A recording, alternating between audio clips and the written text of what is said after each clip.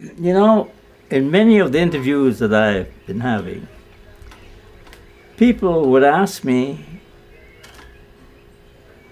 of this discrimination that existed on the canal at the time. Well, it is something very ugly.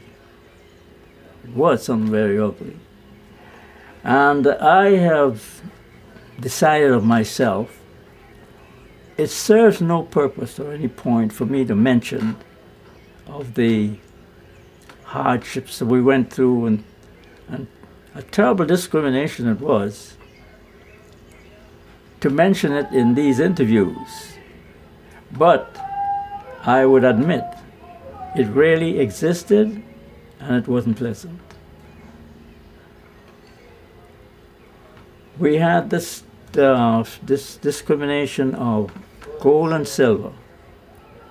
All the whites and the Americans were on this gold roll that gave them wonderful salaries and all the privileges anybody could ask for, because it was known or said that they came from the United States where they were living comfortable, and it was a sacrifice, which is true, to be out here in the jungles with a mosquito-infested area and whatnot, and realizing the sacrifices they made, they were recompensed for it when they didn't realize that we came to the same thing, and it meant nothing to them where we were concerned.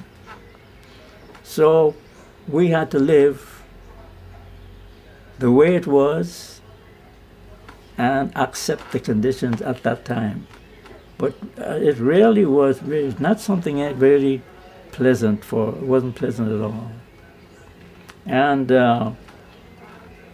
those who really could have afforded it, after they stood a little of it, they left and went back to their countries. But this gold roll and silver roll really existed. It was a reality.